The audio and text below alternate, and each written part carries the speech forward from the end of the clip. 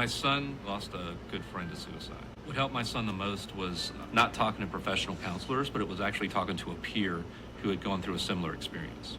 As a teacher and a parent, we were asking ourselves, what can we do to stop this? And that's where the idea for Pilot came along. And we took that example of peer support that had helped my son, and we implemented that on a much larger scale.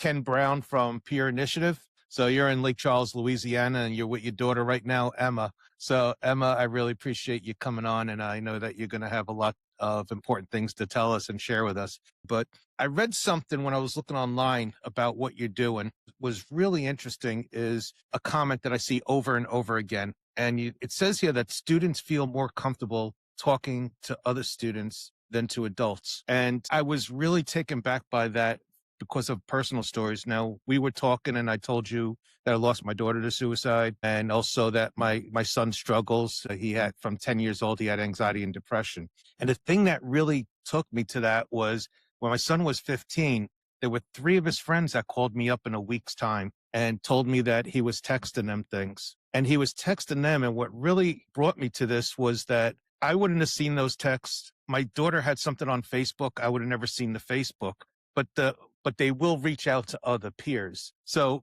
can you give me a little background? Sure.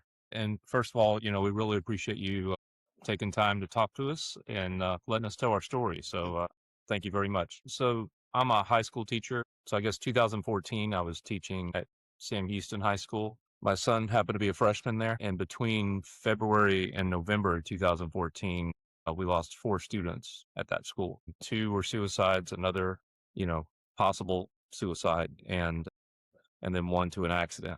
And so the first student we lost, Channing Hedrick, was a friend of my son's. And so I kind of caught that one as a teacher and a parent. I'm at the school. So, there's the documentary out there called The Ripple Effect that talks about Kevin Hines, his story of jumping off the Golden Gate Bridge and surviving. But that Ripple Effect title is just, an allusion to the fact that every time there's a suicide, it ripples through the community. Well, in a school, that ripple is big, it's more of a tidal wave sometimes. So I learned that the hard way that, you don't, I always say you don't usually volunteer to get into suicide prevention. You're kind of thrust into it. Well, and then, so the way that turned out was, I asked my son if he wanted to go to school the next day. He's like, yeah, I want to go be with my friends. So he goes to school and, we get back home and I say, how'd it go? He's like, Dad, they brought in the counselors from all over the district up to us.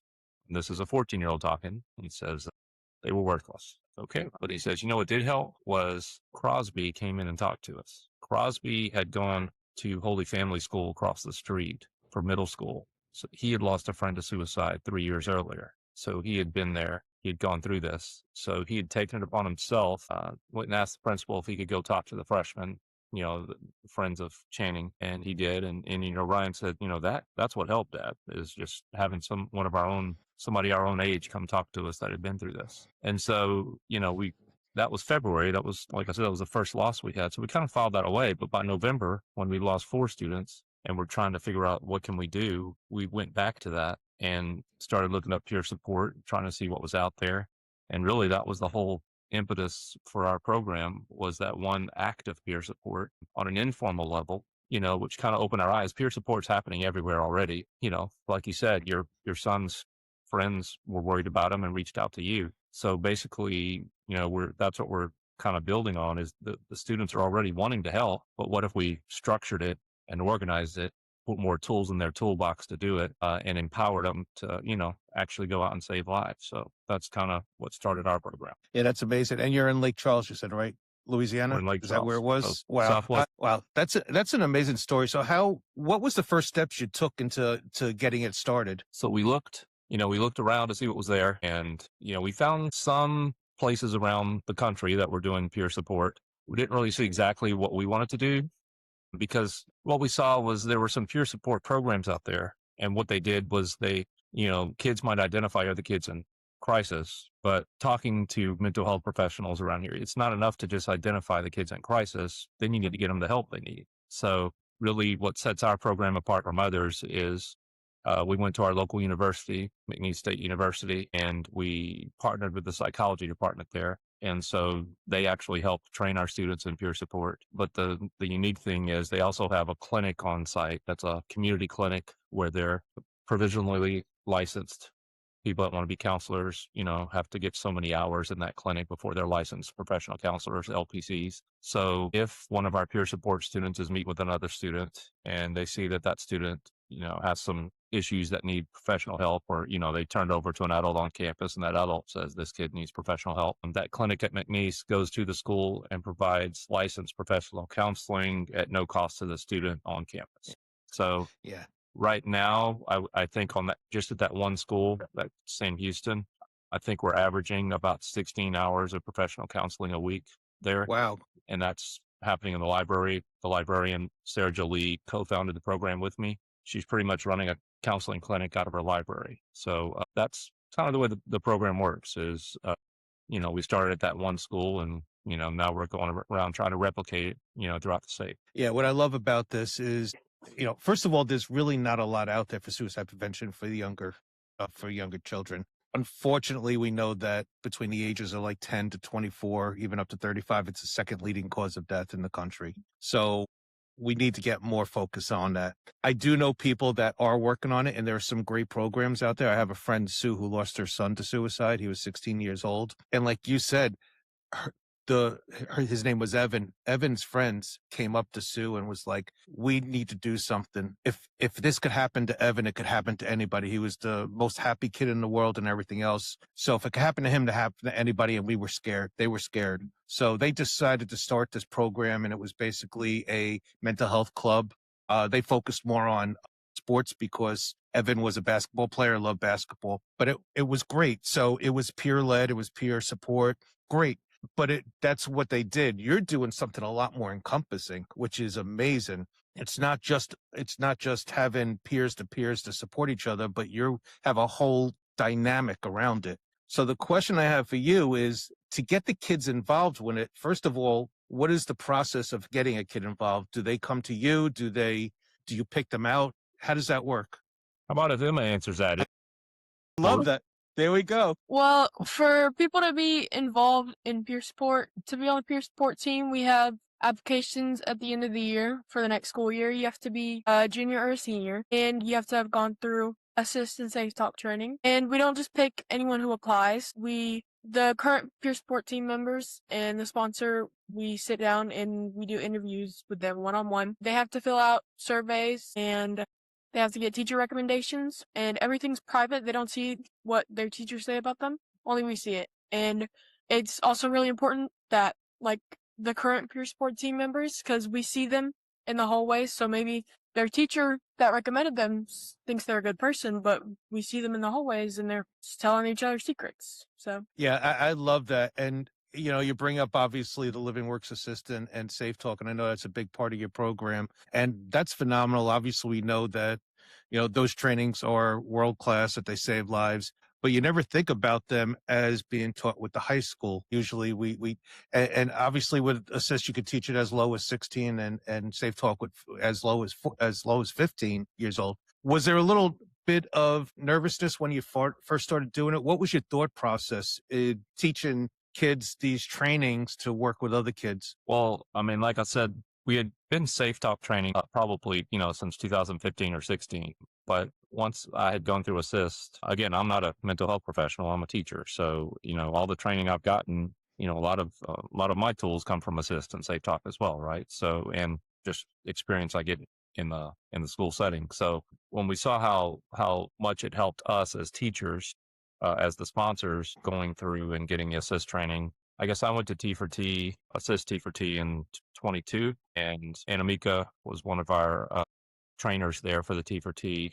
And I guess she's our Living Works regional Training manager, yeah. So I told Anamika when I was there that what we wanted to do was start training teens, 16 and up. And Anamika was supportive, but she's like, Ken, I'll ask around, but I don't know if anybody else is really doing that. So she actually came down and facilitated the first class with me, January 23. And that class, what I really like is when we have a mix like this, it was some of the PLPCs from McNeese that were going to be going out to the school.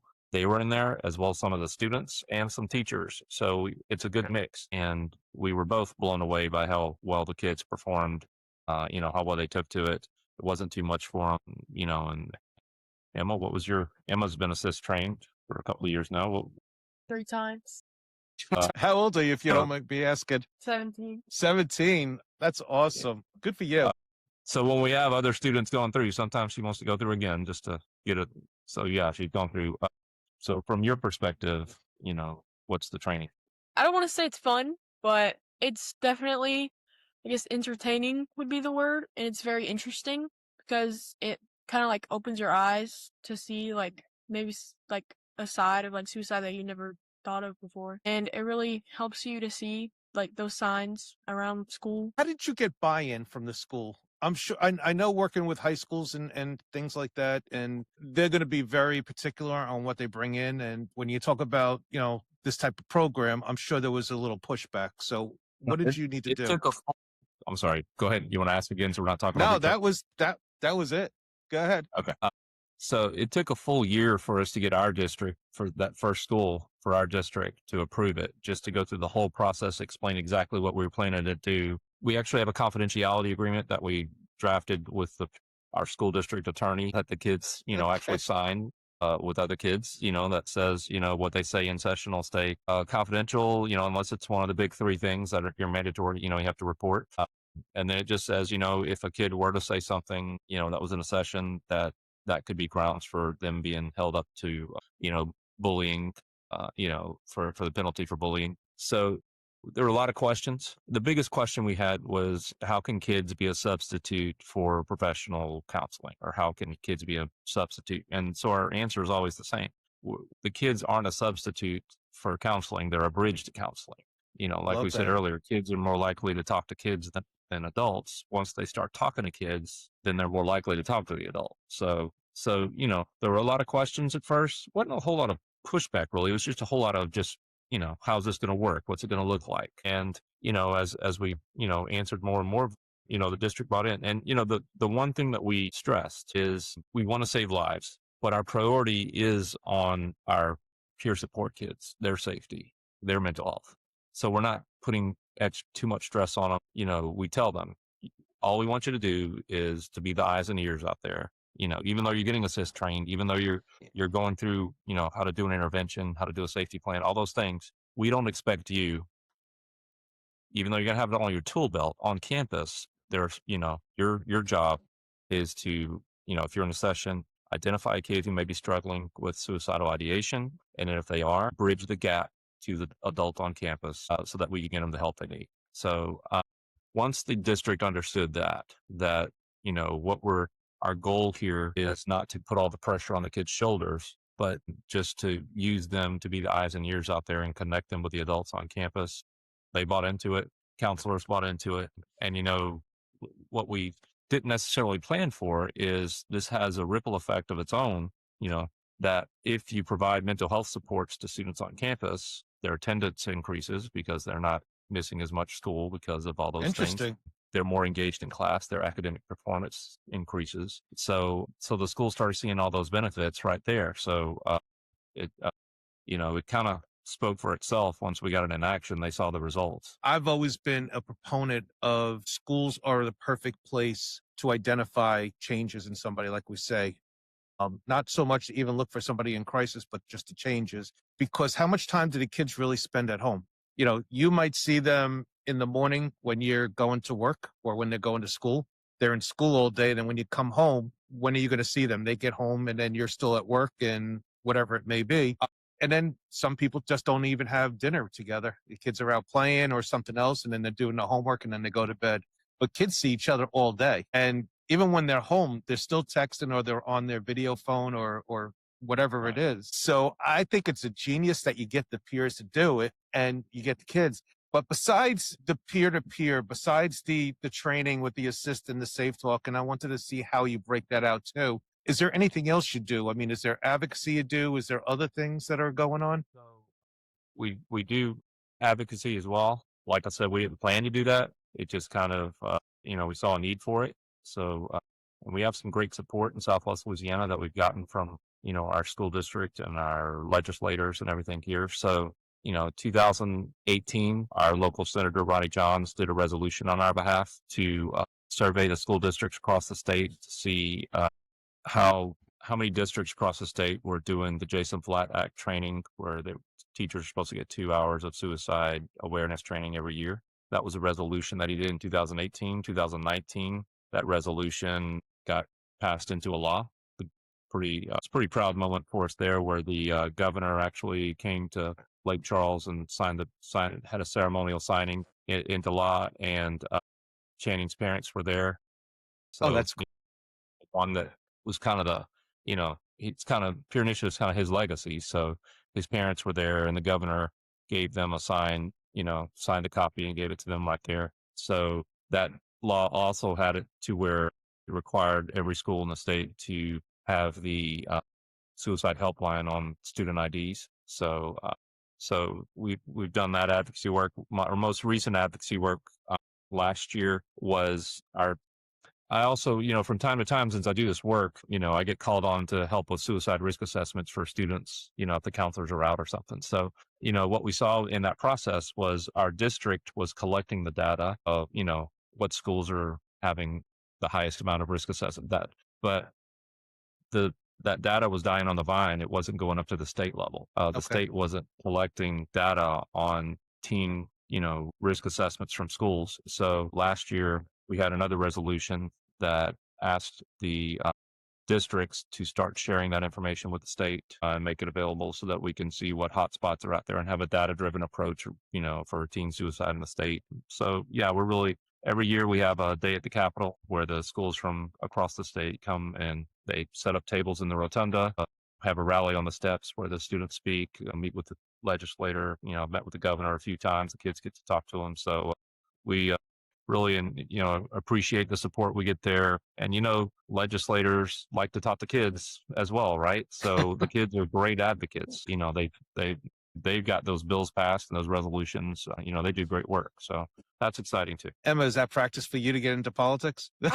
Oh my God. Well, that is awesome. First of all, I just wanted to see with the Safe Talk and the assist, how do you break that up? How do you know who's going to get the Safe Talk, who's going to get the assist? So basically how that works is one of the first things that happened we didn't anticipate was, like Emma said, this process for selecting those peer support kids is probably the most rigorous on campus. A lot of times the same kids will get selected for everything. They have good grades, they're in Beta Club, they're National Honor Society, but this one, I always tell the story. My own son didn't make it as a peer support kid the first year we had Peer Initiative. And that's because, the principal said, and she was right, I was probably too close to it. So I agreed. But, the principal said, if he just lost Channing last year, I don't know if he's ready. Let's give him a year before we, and it was probably the right call. So, it is a rigorous process. And I read somewhere that it's a year process. Is it a year? So we try to give them a year of training before they actually start meet with other kids. Wow. And so we're actually developing a curriculum right now that would be a year-long curriculum. And the culminating event in the fall semester would be a Safe Talk. So that's what, we're actually building that into the curriculum, where they'll get a Safe Talk in December. And then the culminating event in the spring would be the assist. So it's actually going to be built into the curriculum. So we had a meeting with When you say LSU the curriculum, the curriculum at their school or the curriculum for the peer initiatives? Well, that's what I'm saying. We're developing one that we're giving to the state. So we're partnered with the state. So we're writing a curriculum for the state.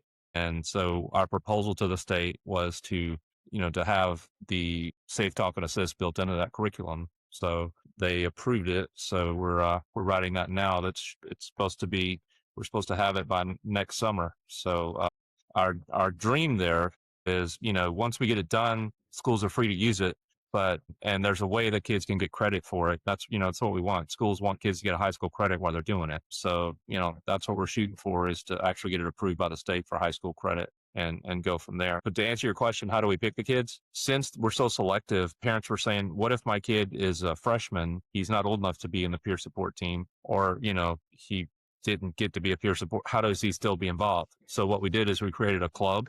The club is open to anyone. They have monthly meetings. They have a different focus every month. So like September suicide prevention, October's bully prevention, I think December's Random Acts of Kindness. And so for Safe Talk, anyone in the club is invited to come to Safe Talk when we have those. So, but that's who we draw from generally. When we have a Safe Talk on campus, we suggest to the sponsors that we'd like at least one representative from every organization on campus to be there. So if we're going to get that umbrella of awareness, we try to have somebody from the basketball team, from softball, from band, from cheer, Oh, wow. that's what we try to, and even the kids that aren't involved in anything, that group too. So that's what we try to do, is to get a wide range of students in there. And then usually we draw assist from the kids that got chosen to be peer support, and then any others that have gone through Safe Talk and, wanted further training. So that's generally how that looks. That's awesome. And I love that you get the whole scope of everybody in there.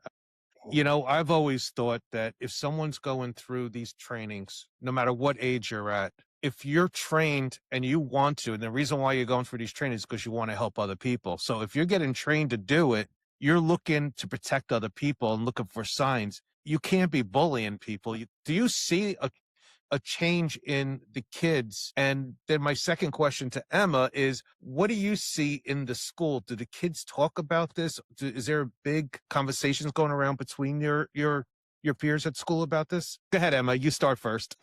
I think, yeah, kind of, especially at the end, in the beginning of the years, whenever forms to join the club are going out, a lot of people are talking about it, and it's like, oh, that's just some suicide club, and then they actually learn about it, and someone will say, no, it's actually really cool. I remember we were doing orientation for the upcoming freshmen, and we had a table for our club, and this girl came up to me and she was like, oh my gosh, I've heard about this, so I really want to join this. So that is really awesome. And actually, it's awesome that you say that. They say it's cool. It's almost like, wanting to join the baseball team or be a cheerleader or join the football team. It got that status. So the stigma's out of there now.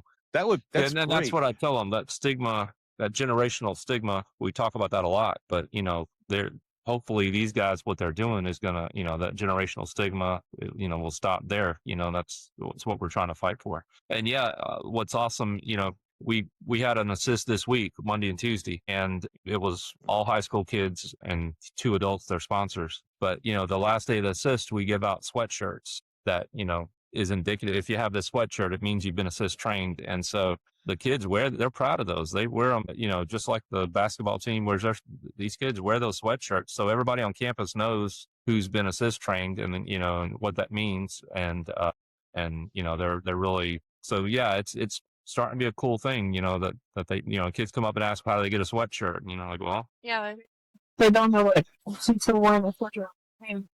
That's great. Yeah. That's great.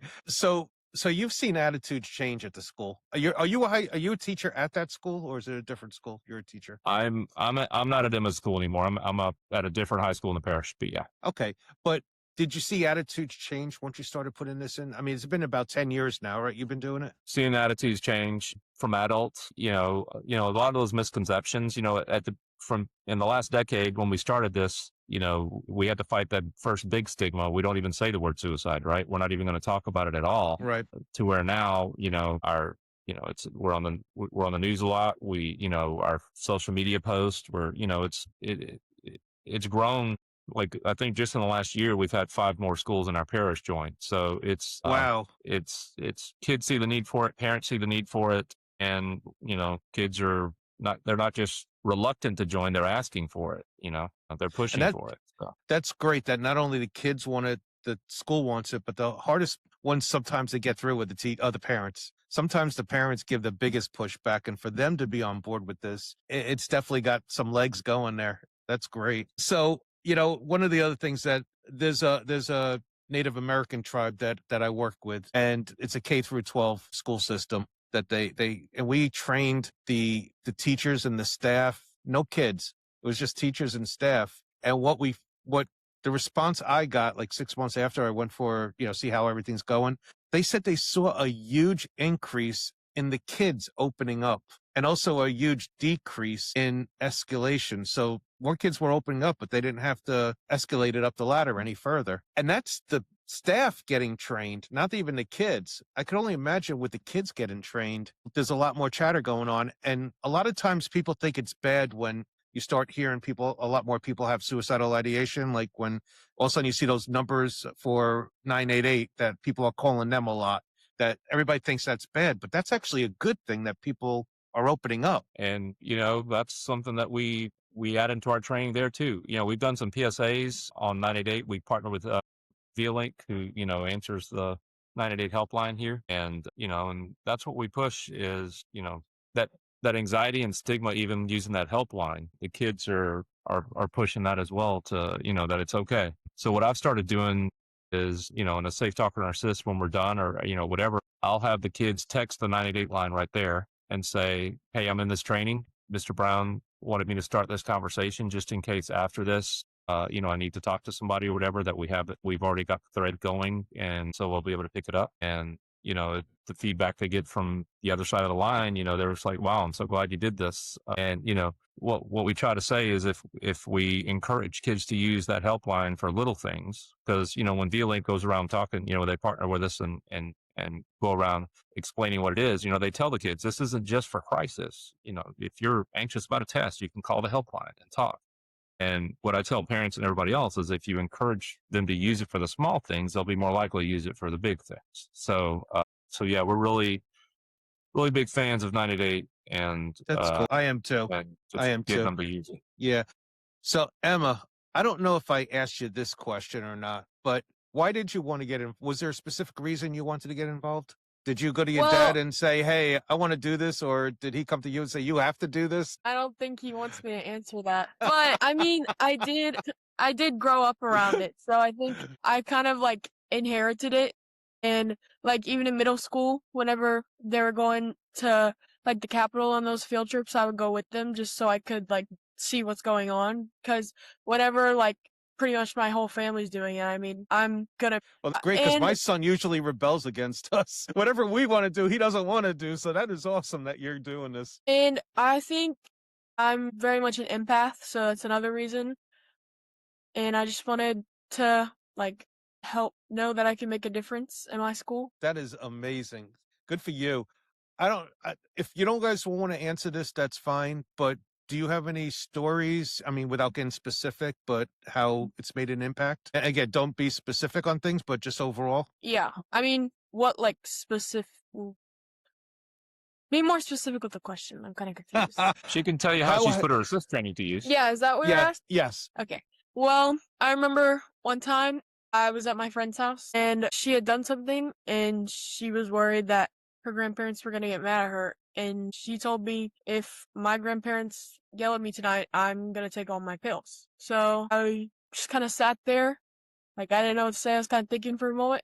And then I was like, well, I'm going to be out of town this weekend. What if I just left you with your pills for this weekend and I take the rest of them with me and leave them at my house? So I just left her with a couple pills and I took her whole pill basket with me home. And I walked to my parents' room and I put it on their dresser. And they're like, what? So that is amazing. Yeah, it was pretty nonchalant. It's pretty amazing the way she did it. So the kids we train, since she has been around it for so long so she just did an intervention, right? And dropped the pills on the thing and just walked out. And I was like, Emma, what is that? So she said what she just, she told me what she just said. And I was, wow. And then she's like, can we have nuggets? I mean, it's just, it's, that's all it was, right? I just saved a life. I just put assist training into practice. No big deal. What's for supper? So that's what we're going for, right? Well, we're talking about 988, and I've talked to 988 call centers. We do a lot of their trainings, and one of them actually told me after going through that training, it normalized the conversation, and that's what we're looking to do. I mean, I don't know how you were during that. It sounded like you made it like it was not a big deal, that you would just talk and like you were going to have a regular conversation with them. I think if like I hadn't done like the trainings, I would have just been sitting there like, don't do that. Like, I don't think I would have actually like acted and done something, but I'm glad that That's I did. Amazing. You're awesome. And that is amazing. I can tell you from the Safe Talk perspective, just in the last year, just at Emma's school, there were 2 instances where kids had gone through Safe Talk training. And, we always tell them when they're going through the training, you'll probably put it to use sooner than you think, right? And so sure enough, so we're in Southwest Louisiana, right 2 hours from Houston, 2 hours from New Orleans, right on I-10. Kids who had gone through Safe Talk were on Discord with somebody in Vermont, and the kid in Vermont expressed suicidal ideation, and kids went to Miss Jolie at the high school, told her, she got with the safe school officer, and they got the kid help in Vermont by calling 988 and Wow. triangulating where the kid was. They actually went to the kid's school. He was in crisis and helped him. But I'm just saying and then another similar one in Arkansas. So we had 2 instances where kids. So you're nationwide. It's not just in Lake Charles. You're going nationwide with this. But I'm just saying that our kids are here, but it's a digital era, right? So they're talking to kids everywhere. So it's amazing that they were talking to this kid, on Discord in Vermont, and they were able to do it, get the kid help. But it was the Safe Talk training. They'd been through it. So they knew, they were smart enough. There were 2 kids on the line with the kids from Vermont. So one of them stayed on the line with them. The other went and got help. And, sure enough, they wound up, getting the help all the way in Vermont. So the training, like I said, the kids are already wanting to support them, right? Support each other. They're already doing it informally. But I think one of the most frustrating things you can have is what Emma just said. If she was supporting her friend, but she didn't know, she saw the sign, she saw her friend was struggling, but she didn't know what to do. That's a very frustrating feeling, right?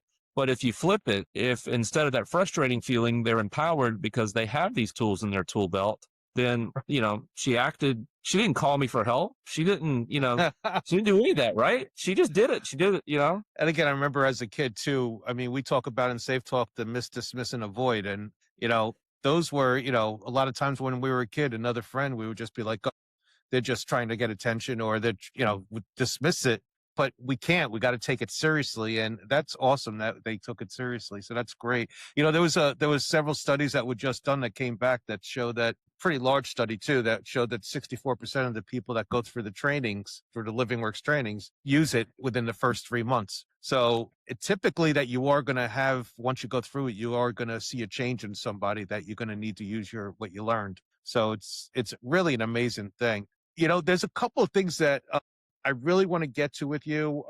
I could talk to you all day. We're not going to talk all day, but this is a really impactful thing. The first question I have for you is so you have the kids that go through the training and they're peer specialists. When they graduate and they move on to college or whatever else they're doing, do you track that, and do you still stay in touch with them, and how are they using it there? Initially, we weren't tracking it. Now we are. And what we found out is we have accidentally created a mental health pipeline, where, like you said, our kids that are gravitating towards peer support, peer initiative, gravitating towards going through Safe Talk and Assist, they're doing that because they're naturally helpers. And so, a lot of them, when they leave high school, are going into, mental health professions or whatever. So, just along those lines, Emma's therapist that she sees now is one of our former peer support kids, who's now in LPC. So, Wow. So we're really proud of that. And, we're making strides right now to organize and structure that pipeline as well. So, we had a meeting with LSU last week. They're wanting to partner with us on, partnering with the colleges so that when our kids leave here, the colleges have something waiting for them, they know our peer support kids have been through this. And, we go to colleges and train the RAs in Assist and everything. So to the extent some colleges already have some sort of peer support program there, we're trying to get to our kids, or just there's no gap. They go right into that.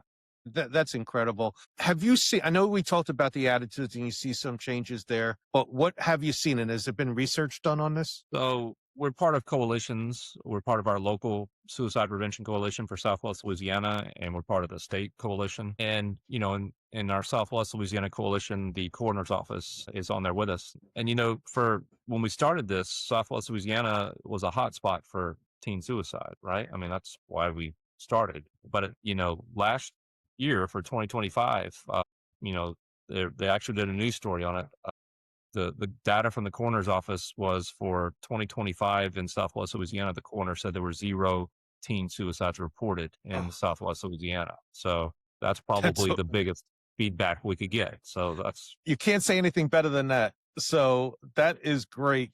That is awesome. Amazing. Congratulations. And you're 10 years in now. That's phenomenal. 10 years in. Yeah. Somebody put it that, after 10 years, we're an overnight success. So, that's We love it. And I will say this, as far as the assist and Safe Talk go, the state of Louisiana has contracted with us to deliver assist to teens across the state and gather data. And if the data shows what they want, then they're going to make it a best practice to train teens in assist. So I keep telling the kids when they're going through these trainings, they're trailblazers, what they're doing is laying the path for, for future, for kids in the future. So it's exciting stuff. It is extremely exciting. As I got to tell you, I've been doing this for 13 years now. My daughter passed away in October 2012. And as a father, as a parent of a son that went through high school and with struggles and everything, I can't tell you how much I appreciate this. This has been a battle of trying to figure out what to do in these schools.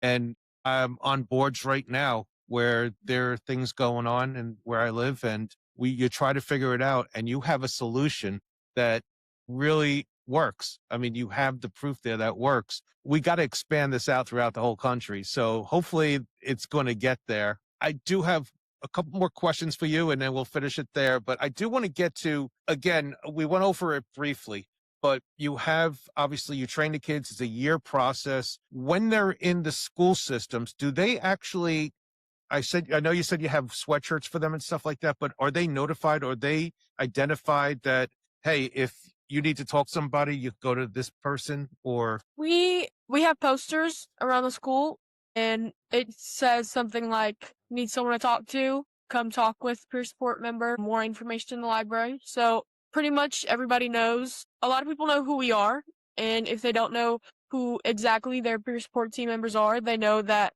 Miss Jolie in the library is over it. So a lot of times when people need to talk with a peer support team member, they go straight to the library or straight to their counselor and say, hey, I want to talk with a peer support team member. But sometimes it's not even that. Like one time it was after band practice, and this guy came up to me and was like, hey, I'm not doing so well. And we just had a conversation right there, because I don't want to say I'm known at the school, but people know that I'm someone that they can go to. Yeah, that so is powerful. We'll talk about that bulletin board. Yeah, we have a bulletin board for our club. It has our pictures on it.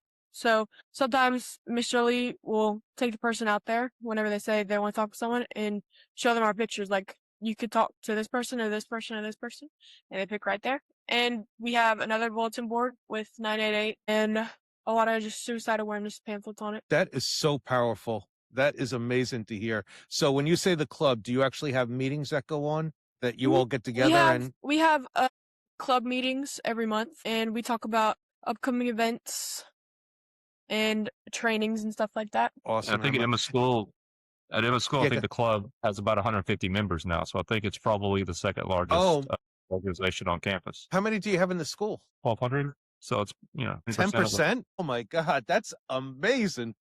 That is so incredible. Our first meeting at the beginning of the school year, I think we had like 80 people. That is incredible. That says a lot. Ken, what is your role in that? As far as, do you go and debrief with them, or is there some, like, if they need to talk, they come to you, or do you have regular meetings with them? So, since we're in 5 schools now or whatever, as we train the schools, whoever their sponsor is on campus pretty much runs that, their, organization on campus, and, they're trained to handle everything. If they need me, I'm there, we consult. But, as far as the day-to-day running of it and everything, we're blessed to have an, amazing group of people volunteering, stepping up at these schools. And normally it's like we just said, right? It's, I tell the principals, this isn't, a lot of times in a school setting, they may say, hey, we're doing this. It's you, Brown. You're poof. You're the person for this now, right? This new initiative, whatever. But I tell them, you can't do that with this. It's got to be the person who runs this on your campus has to have some buy-in. But almost every time somebody steps up that, like you and I said, they have gone through it personally with their son, or, lost a student or something. So they have some personal connection, and they want to make a difference. So, those people make amazing ambassadors, and the buy-in we have from the top of the district is, the people that are over all the counselors, the school counselors and everything are bought in. So they have a network of support from the very top. So if something big is happening on campus, that teacher isn't alone. They've got their counselor on school, but they also have central office will send whatever help they need. So, and then they have the clinic at McNeese. So I got to tell you, first of all, what we always say at the end of our training, especially like with Assistant Safe Talk, is that you see them walk out that the people feel empowered, like they could really help, like they're going to be able to save the world and, just really make a difference. And not only it sounds like that these kids are feeling empowered, but it feels like their confidence is getting very strong too, and it's building their confidence levels. I don't know if the kids see a difference in themselves when they go through this, but it really sounds like that. And it sounds like it helps them move on to the next level. Tell you what, one of the most powerful things was last year at our Capitol event when we had, probably 150 kids on the Capitol steps, and there's a podium there. And, we had selected, probably 6 kids from each school, a representative from each school to talk. But then something, I just said at the end, is there anybody else that could come up and talk? And we probably had another 10 kids that came up and shared their testimonies in front of 150 kids, on the microphone, and just talked about how important this was, and, how big a difference it had made in their lives. And this is some of these, I've never even heard these stories, they're telling it for the first time. So yeah, they're feeling stories of doing interventions, stories of either an intervention or just saying personally how much it helped them with their own struggles, just going through this and knowing. So it's empowering, but I think it's also to say it makes them feel safe to talk about this, where before they might not have felt safe and comfortable to talk about. But it's normalizing these discussions, and you've got kids standing up there on a microphone.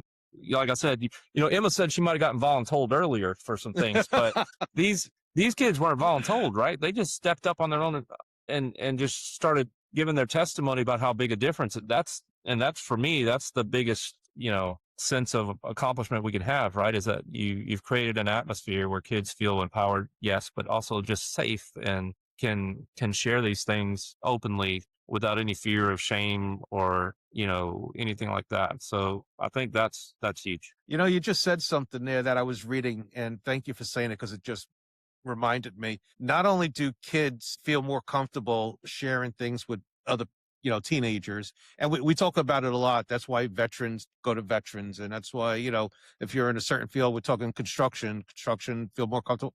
Teenagers will feel more comfortable with teenagers to talk. But you just mentioned that they also, going through the training, it helps themselves too. And I know what you're talking about. What do you mean by that though? Well, I mean, a lot of our peer support kids are ones who've had their own personal struggles, right? And some of them have actually gone through peer support and gotten help, and they're like, well, now I want to help others. But, a lot of them are, we heard stories in our last training, right, of kids just talking about it, just saying, the reason I want to be a part of this is because I've been there, I've struggled, and now I want to help others. But, it's amazing to hear just kids open up about that. And, and I think these trainings and this, peer initiative, the space we make for them gives them, an opportunity to one, put their pain to purpose, right? And two, once you've been there, that's what they kept saying, in this last training and everything. I've been there, I've gone through this. I know how to, it gives them an authenticity and a genuineness. So when they are talking to another peer, they're coming from a place where, they can meet them at their level. Yeah, I said I know what you mean by that, because with myself, I do this work because it's, to help other people, but it's my therapy, I say also too. So it's, it's a part of me to help heal myself. So it really does make a difference when you have the confidence and you have the knowledge to be able to have that normal conversation with someone else, to know that you could help someone. It's really helping yourself too, so it goes around in a circle. It's pretty cool. Where do you see this going? Where do you hope this takes? Well, right now we've got a grant with the state to get us in 10 additional schools across the state by December 2027. So as of now, Caddo Parish, so that's Shreveport area, their superintendent has bought in, and, they're implementing us there. We're in Beauchesne, which is, by just a little bit north of Lafayette. Dutchtown, which is Baton Rouge, largest public high school in the state. Yeah, we're Beauregard, DeRitter. So we're getting there.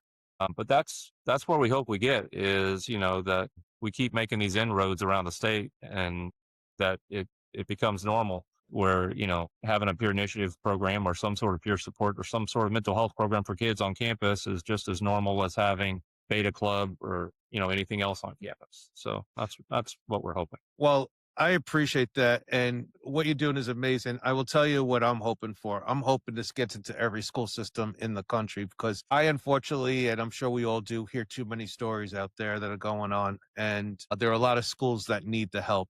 And a lot of them are lost.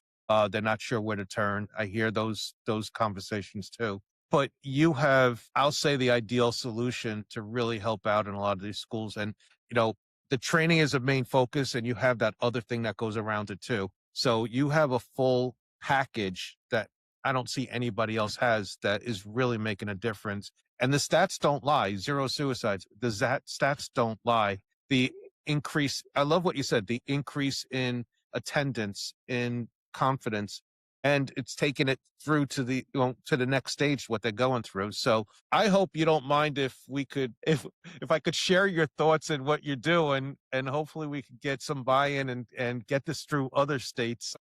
You have any last words you want to share with everyone? Sarah Jolie, who co-founded this with me and myself, we were lost in 2014 when we were doing this. And I know what it feels like to be a teacher and have lost students, go to a student's funeral. There's no worse thing as a teacher than to go to a student's funeral, right? I mean, that's and it was helpless. It was frustrating. Yeah. So we've been through all those things. So if there's, school systems, teachers out there that are experiencing that right now, yes, we've been there. So yeah, we'll be glad to share with what we've learned from that, how we've come from that, and hopefully help you. So, well, I really appreciate it. And Emma, you are absolutely amazing. I love hearing your story and your courage and what you're doing out there. Is there anything you'd like to say? I don't think so. I need to be prompted. I need a question. Emma needs a question. Okay. You need a question. Or else I can't think.